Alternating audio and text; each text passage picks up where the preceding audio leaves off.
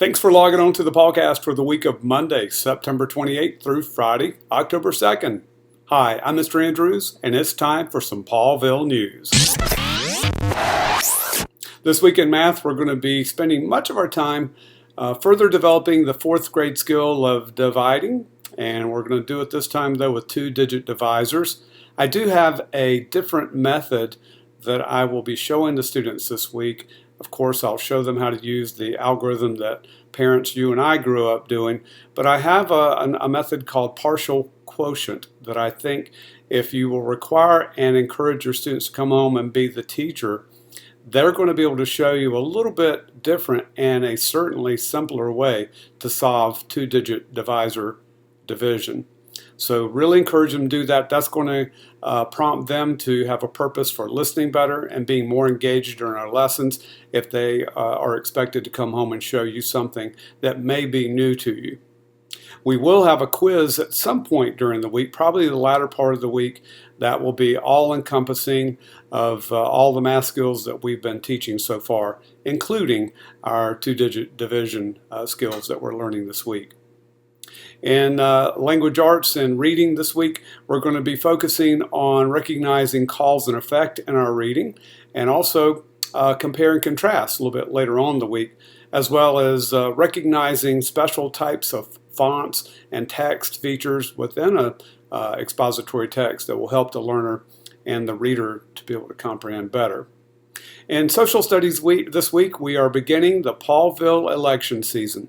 Yes, we're going to start developing our knowledge of elections as we begin building the government of Pawville. Of course, we're going to be learning about how our government system in the United States works and operates. And I want to encourage you each and every evening to allow your student to be able to share with you what we're learning and what we're building and how the election season in Pawville truly is going to mirror what's going on in the United States, even as the 2016 presidential race is shaping up. Your student is going to become much more familiar with what's going to be happening in the United States and certainly be very in tune to what's going on in Pawville. I'm excited about this unit coming up. I know your student will be, and I hope that you'll allow them to share with you. In science this week, we're going to begin predicting weather, and we'll be talking about weather features on a map, and we'll also talk about weather patterns both locally and globally. We'll have a quiz probably on Tuesday of our weather knowledge to this point.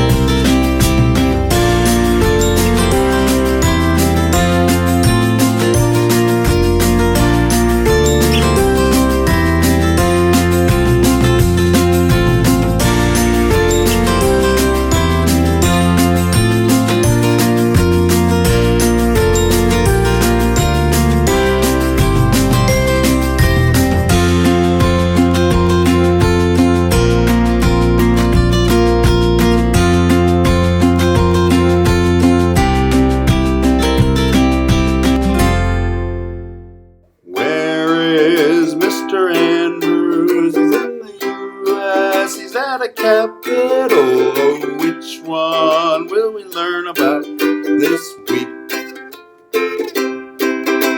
Yes, where in the United States is Mr. Andrews? Well, I'm right here. But where am I right now? So look behind me. You can see me with a selfie and this week's state capital. Here are the clues. First of all, any person who fails to close a fence in this state is subject to a fine of up to $750 just for not closing a fence. Over 2,000 miles of groomed and ungroomed snowmobile trails are located in this state. One of the reasons why it can have that many miles of groomed and ungroomed snowmobile trails is because it's the 9th largest state, yet it has the lowest population of all the states in the United States. This is the first state to give women the right to vote. And the nickname or motto of this state is called the Equality State.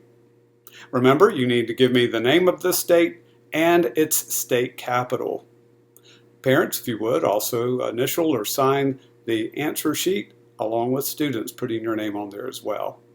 Where is Mr. Andrews? He's in the U.S. He's at a capital. Oh, which one will we learn about this week?